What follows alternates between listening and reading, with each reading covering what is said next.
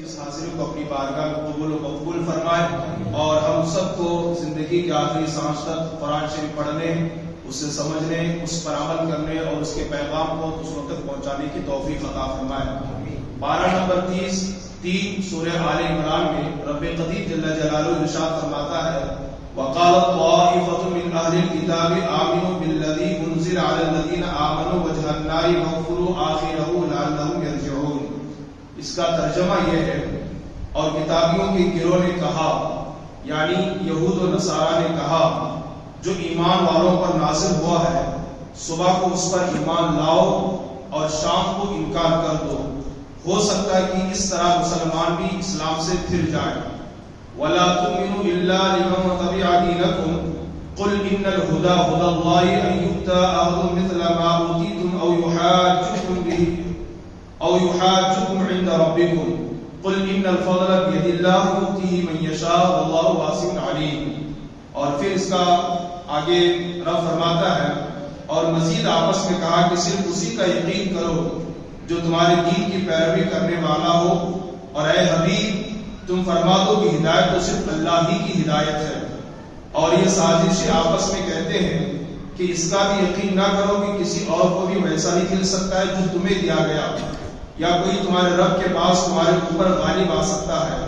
اے حبیب تم فرما دو کہ فضل تو یقیناً اللہ ہی کے ہاتھ میں ہے، وہ جسے چاہتا ہے عطا فرما دیتا، اور اللہ وسعت والا، علم والا ہے۔ یختص برحمتہ من یشاء واللہ ذو الفضل العظیم، اور وہ اپنی رحمت کے ساتھ جسے چاہتا ہے خاص فرما لیتا ہے، اور اللہ بڑے فضل والا ہے۔ اب اس آیت کا شان نزول کیا ہے، پس منظر کیا ہے، اس سے سماعت فرمائے۔ اس سے پہلی والی ایک آیت میں اللہ نے یہود و نصارہ سے مخاطب ہو کر فرمایا اے یہود و نصارہ اہل کتاب، تم اللہ کے آیات کا کیوں انکار کرتے ہو، حالانکہ سب کچھ تم جانتے ہو کہ اللہ ایک ہے اور محمد صلی اللہ علیہ وسلم اللہ کے آخری نبی ہیں اور قرآن اللہ کی آخری کتاب ہے۔ یہ سب کچھ معلوم ہونے کے باوجود تم اللہ کی آیات کا کیوں کر انکار کرتے ہو؟ رب نے پہلے یہ فرمایا، پھر اس کے بعد نیچے اللہ پاک نے ارشاد فرمایا اے کتابیو، یعنی اے یہود و نصارہ، تم حق کو باطل کے ساتھ کیوں ملاتے ہو اور تم حق کو کیوں چھپاتے ہو جانتے ہوئے بھی؟ یعنی یہود و نصارہ کی عادت یہ تھی کہ وہ حق کو چھپاتے تھے اور باطل کا اظہار کرتے تھے۔ اللہ نے جو کتاب تورات عطا فرمائی اس میں کافی رد و بدل انہوں نے کیا اور من مانی تحریفیں اس میں کی، اور جیسا چاہا ویسے قوانین اس میں ان لوگوں نے شامل کر دیے۔ اب آگے اللہ تعالیٰ ارشاد فرماتا ہے کہ کتابیوں کے ایک گروہ، ایک جماعت نے کہا جو ایمان والوں پر نازل ہوا ہے اس صبح کو اس پر ایمان لے آؤ، یعنی باضابطہ طور پر یہودیوں کے 12 بڑے بڑے علماء جمع ہوئے، 12 یہودیوں کے بڑے بڑے علماء جمع ہوئے، عالم لوگ جمع ہوئے، اور جمع ہو کر کے انہوں نے ایک فیصلہ کیا، اور وہ فیصلہ یہ تھا کہ بار بار مسلمان ہمیں دین کی دعوت دیتے ہیں، تو ایک کام کرو، صبح میں تم مسلمانوں پر ایمان لے آؤ، یا جو مسلمانوں پر نازل ہوا ہے اس پر ایمان لے آؤ، یعنی قرآن شریف پر ایمان لاؤ، نبی پر ایمان لاؤ، اور پھر شام کو جو ہے اسلام سے پھر جاؤ۔ یہ کہہ کر کے کہ ہم ایمان تو لائے تھے تمہارے نبی پر، تمہارے نبی پر نازل ہونے والی کتاب پر ہم ایمان تو لائے تھے، لیکن ہمیں تسلی حاصل نہ ہو سکی، اس لیے ہم مرتد ہو گئے، ہم اسلام چھوڑ دیے۔ جب تم اس طرح کرو گے، یعنی صبح ایمان لاؤ گے شام کو پھر جاؤ گے، تو جو مسلمان بن چکے ہیں ان کے اندر بھی تذبذب پیدا ہوگا، شک پیدا ہوگا، اور پھر وہ بھی اسلام سے پھر کر کے یہودی بن جائیں گے۔ دیکھیے اسلام سے ہٹانے کے لیے کیا حربہ استعمال کیا یہودیوں نے، مسلمانوں کے ایمان کو کمزور کرنے کے لیے، مسلمانوں کو اسلام سے پھرانے کے لیے، اور پھر مسلمانوں کو مرتد کرنے کے لیے کیا زبردست ہیلا اپنایا، اور یہ ذہن انہیں کس نے دیا؟ ان کے علماء نے دیا، اور اپنی قوم کے لوگوں کو بلا کر کے کہا صبح میں اسلام لانا، نبی کا کلمہ پڑھنا، قرآن پر ایمان لانا، اور پھر شام ہوتے ہی کہہ دے رہا ہے کہ ہم نے اسلام چھوڑ دیا۔ لوگ ان سے پوچھیں گے کیوں تم نے اسلام چھوڑ دیا؟ تو کہنا کہ ہم اسلام میں آئے تھے لیکن ہمیں سکون نہیں ملا، ہمارے دل نے یقین نہیں کیا کہ یہ قرآن اللہ ہی کی کتاب ہے، یہ نبی آخری نبی ہیں، اور یہ وہی نبی ہیں جن کی بشارت تورات اور انجیل اور زبور نے دی ہے، ہمیں اس بات کا یقین نہیں ہوا تو ہم اسلام سے پھر گئے۔ جب تم شام میں اسلام سے پھر جاؤ گے تو جو حقیقت میں مسلمان ہے انہیں بھی تو شک ہوگا، ہاں بھائی اگر واقعی جو نا نبی آخری نبی ہوتے، اللہ کی کتاب آخری کتاب ہوتی، تو یہ اسلام سے کیوں پھر جاتے ہیں؟ تو وہ بھی ڈگمگا جائیں گے، وہ بھی اسلام چھوڑ دیں گے. لیکن ان کا یہ مکر چل نہ سکا، ان کا یہ دھوکہ چل نہ سکا.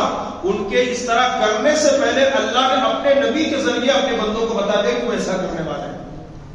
اللہ نے اپنے نبی کو بتا دیا محبوب وہ اس طرح کی سازش چلنے والے ہیں، وہ اس طرح کی حرکتیں کرنے والے ہیں.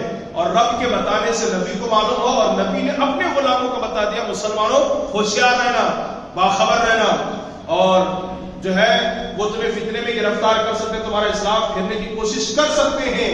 ان کے اس طرح کی حرکت سے پہلے اللہ کے نبی نے واضح فرما دیا. تو پھر مسلمان اپنے ایمان پر ثابت قدم رہے اور ان کی وہ سازش نہ چل سکے، وہ اپنے حربے میں کامیاب نہ ہو سکے. آج بھی ہم علماء اہل سنت بار بار کہتے ہیں اپنی عوام سے، لوگوں یہودیوں کے سازش کے گرفتار نہ ہونا، مغربی کلچر کو اپنا کر، مغربی فکر کو اپنا کر گانوں کا استعمال نہ کرنا. اس لیے کہ آج کے دور میں ہمیں بھی ایمان بنانے کے لیے، ہمارا ایمان کمزور کرنے کے لیے، نبی سے ہمارے رشتے کو کمزور کرنے کے لیے ان یہود و نصارا نے گانوں کے اندر بہت سارے کفریہ کلمات، شرکیہ کلمات شامل کر دی ہے، ملا دی ہے، جس کو پڑھنے سے مسلمان کیا ہو جاتا ہے؟ کافر ہو جاتا ہے، اسلام سے نکل جاتا ہے. لیکن چونکہ ہمارے علماء نے کہا وما علینا الا البلاغ، کہ ہمارا کام صرف پہنچانا ہے، عمل کرو گے تو آپ کا فائدہ، عمل نہ کرو گے تو ہمارا کوئی نقصان نہیں ہے. یہ ہمارے بڑے بڑے مفتیان کرام نے آج بھی بہت جو بڑے چوٹی کے علماء وہ یہی کہتے ہیں، پہنچانا نیک بات ہمارا کام ہے، اچھے کاموں کو، اچھے باتوں کو پہنچانا ہماری ذمہ داری ہے، عمل کرو گے تو آپ کا بھلا ہے، عمل نہ کرو گے تو ہمارا کوئی نقصان نہیں ہے. تو گزارش یہ ہے آج کے دور میں بھی ہمارے ایمان کو کمزور کرنے کی، ہمارے ایمان کو پر حملہ کرنے کی بڑی بڑی تحریکیں چل رہی ہے، بڑی بڑی سازشیں چل رہی ہے. اور آج کے دور میں فتنہ ارتداد بہت زوروں سے چل رہا ہے. تو ہماری ذمہ داری یہ ہے کہ ہم اپنے بچاؤ کا کام کریں، اپنے ایمان کی حفاظت کریں. پھر آگے اللہ فرماتے ہیں کہ یہودی کیا کہا کرتے تھے کہ، اور مزید آپس میں یہ کہا کرتے تھے کہ صرف اسی کا یقین کرو جو تمہارے دین کی پیروی کرنے والا ہے. یعنی یہودی ایک دوسرے یہودی سے کہتا کہ تم اسی کے بات ماننا جو یہودی ہے، اور جو یہودی نہیں ہے، اسلام قبول کر چکا، مسلمان ہو چکا ہے، کبھی اس کے باتوں میں نہ جانا. اور ایک بات یاد رکھیے، پہلے پارے میں غالباً یا دوسرے پارے میں رب قدیر جل جلالہ نے فرمایا ہے لن ترضى عنك اليهود ولا النصارى حتى تتبع ملتهم. یہود و نصارہ یہ تم سے ہرگز خوش نہ ہوں گے، بلکہ فرمایا گیا اگر ان کی نوکری کی جائے، اپنے چمڑے کے جوتے بنا کر ان کے پیر میں پہنائے جائیں، تب بھی یہ خوش نہیں ہوں گے جب تک کہ تم اپنا دھرم چھوڑ کر کے ان کے دھرم میں داخل نہیں ہو جاتے، اپنا مذہب چھوڑ کر کے ان کے مذہب میں شامل نہ ہو جاؤ، یہ خوش ہونے والے نہیں ہے. یہ قرآن میں رب نے فرمایا لن ترضى عنك اليهود ولا النصارى، یہود و نصارہ تم سے ہرگز خوش نہ ہوں گے. اور اس وقت پوری دنیا میں، پہلے بھی اور ابھی بھی پوری دنیا میں اسلام اور مسلمانوں کے لیے جو سب سے بڑا خطرہ ہے، اور اسلام اور مسلمانوں کو سب سے زیادہ اذیت اور نقصان جو پہنچا ہے وہ یہودیوں سے پہنچا ہے، عیسائیوں سے پہنچا ہے. اس وقت پوری طاقت ان کی اسلام کو ختم کرنا ہے، مسلمان کو ختم کرنا ہے. لیکن یاد رکھیے گا اسلام اللہ کا پسندیدہ دین ہے، کبھی اس کو قیامت تک کوئی ختم کر ہی نہیں سکتا. ٹھیک ہے، اب ہمیں یہ کرنا ہے کہ ہم کتنے پکے مسلمان اس چیز کے اندر ہیں، ہمارے اسلام میں کتنا عمل ہے، اس کی طرف ہماری توجہ ہونی چاہیے. اچھا، یہ ساری باتیں یہ کیوں کرتے تھے؟ یہ کہتے تھے نا کہ سارے انبیاء بنی اسرائیل میں آئے ہوئے ہیں، ایک محمد صلی اللہ علیہ وسلم ہے جو بنی اسماعیل میں آئے ہوئے ہیں، اگر وہ بھی بنی اسرائیل میں آتے تو ہم ان پر ایمان لے آتے، چونکہ بنی اسماعیل میں آئے ہوئے ہیں تو ہم ان پر ایمان نہیں لائیں گے، وہ نبی نہیں ہے. تو اللہ اس کا رد کرتے ہوئے ارشاد فرماتا ہے یختص برحمتہ من یشاء، اللہ اپنی رحمت کے ساتھ جسے چاہتا ہے خاص فرما لیتا ہے، یعنی وہ جسے چاہتا ہے نبوت عطا فرما دیتا ہے. 70,000 یا اس سے زیادہ انبیاء کرام اگر تمہارے خاندان میں آئے اور ایک نبی بنی اسماعیل میں آئے، یہ کوئی تعجب کی بات نہیں ہے. اللہ جسے چاہتا ہے اپنا ولی بناتا ہے، جسے چاہتا ہے اپنا نبی بناتا ہے.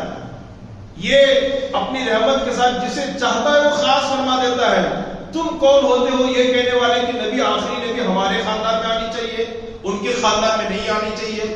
اللہ جس خاندان میں چاہے وہ نبی کو بھیج سکتا ہے، لیکن اب چونکہ نبوت کا دروازہ بند ہو چکا ہے، ہمارے نبی کے بعد اب کوئی دوسرا نبی نہیں آئے گا۔ اللہ کے نبی نے خود فرمایا انا خاتم النبیین، لا نبی کی آبادی، میں آخری نبی ہوں، میرے بعد کوئی نبی آنے والا نہیں ہے۔ آج بھی یہ یہودیوں اور عیسائیوں کے مشن کو لے کر ہمارے ہی ملک میں بہت سارے اغیار ایسے ہیں جو ان کے اس مشن کو بڑی تیزی سے پھیلا رہے ہیں، اور ان کو جو ہے ان کا تعاون کرنے والے یہ ہمارے کچھ کلمہ گو مسلمان ہیں جو اپنے آپ کو مسلمان کہتے ہیں، لیکن قرآن کی روشنی میں رب تبارک و تعالیٰ فرماتا ہے وَمَا هُمْ بِمُؤْمِنِينَ، وہ ایمان والے نہیں ہیں۔ پہلے پارے کے دوسرے سے صفحے میں اللہ فرماتا ہے وَمِنَ النَّاسِ مَن يَقُولُ آمَنَّا بِاللَّهِ وَبِالْيَوْمِ الْآخِرِ، لوگوں میں کچھ لوگ وہ ہیں جو کہتے ہیں ہم ایمان لائے اللہ پر اور کہتے ہیں ہم ایمان لائے آخرت پر، لیکن قرآن میں اللہ فرماتا ہے وَمَا هُمْ بِمُؤْمِنِينَ، وہ ایمان والے ہیں ہی نہیں۔ وہ داڑھی تو رکھتے ہیں، نماز تو پڑھتے ہیں، ان کا سپورٹ اور ان کا تعاون ہے جو وہ ہمارے مذہب پر کیچڑ اچالنے کی کوشش کرتے ہیں۔ اور اس وقت اسلام، مسلمان علماء کو بدنام کرنے میں سب سے زیادہ میڈیا کا ہاتھ ہے۔ جس کو دیکھو مولانا کہہ کر کے بدنام کر دیتے ہیں، جس داڑھی والے کو دیکھا مولانا کا بدنام کر دیتے ہیں۔ آپ میڈیا میں سنیں ان ساری چیزوں کو۔ تو گزارش یہ ہے ہم خود علماء کی عزت کرنا سیکھیں، ہم خود اپنے مسجد کے امام کی عزت کرنا سیکھیں، ہم خود داڑھی والوں کی عزت کرنا سیکھیں۔ اگر ہم خود اپنے علماء کی عزت کریں اور اپنے مذہبی پیشواؤں کو عزت دیں گے تو اغیار بھی ہمیں عزت دیں گے، دوسرے بھی ہمیں عزت دیں گے۔ لیکن جب خود ہمارے اندر علماء کی عزت نہیں ہے تو اغیار ہماری عزت کیسے کریں گے؟ سر پہ ٹوپی نہیں ہے، پینٹ شرٹ پہنا ہوا ہے، صرف داڑھی ہے اور وہ نیوز پہ بیٹھا ہوا ہے، تو جو اینکر ہوتے ہیں وہ مولانا بول کر کے اس کی خوب ہجو کر دیتے ہیں۔ تو اس وقت علماء کی توہین ہو، اسلام کی توہین ہو، قرآن کی توہین ہو، رسول اللہ کی توہین ہو، یہ بہت چل رہا ہے۔ ابھی آپ نے دیکھا ایک ملک میں قرآن مقدس کو جلایا گیا، جس کو لے کر کے بڑا احتجاج ہوا اور ہنگامے چل رہے ہیں۔ بلکہ میں آپ کو بتاؤں، اگر آپ گوگل پہ جا کر کے بھی سرچ کریں گے، ایک تازہ ترین رپورٹ یہ ہے ابھی ان 5-10 سالوں میں جتنا رسول اللہ کو گالیاں دی گئی ہے، قرآن کی توہین کی گئی ہے، علماء کو ستایا گیا، علماء کو گالیاں دی گئی ہے، ان کا مذاق اڑایا گیا ہے، 100 سال میں اتنا کبھی نہیں ہوا ہے، 100 سال میں کبھی اتنا نہیں ہوا ہے۔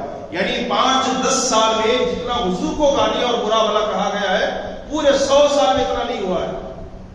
جتنا پریشان ان 5-10 سالوں میں مسلمانوں کو خاص طور پر اس ملک میں کیا گیا ہے، پورے 100 سال میں اتنا پریشان نہیں کیا گیا ہے۔ تو میری گزارش یہ ہے کہ اپنے ایمان کی حفاظت کریں، اپنے ایمان کا تحفظ کریں، اپنے عقائد کو بچائیں اور ایک دوسرے کی عزت کرنا سیکھیں۔ مومنین کی عزت کو اچارنا بند کریں، ان کی دل آزاری کرنا بند کریں، ان کی عزت کے ساتھ کھیلنا بند کریں۔ اللہ کے قرآن کو پڑھیں، اسے سمجھیں، اس پر عمل کرنے کی کوشش کریں۔ اللہ پاک ہم سب کو کہنے سننے زیادہ عمل کی توفیق عطا فرمائے۔ وما علینا الا البلاغ۔ السلام علیکم ورحمۃ اللہ وبرکاتہ۔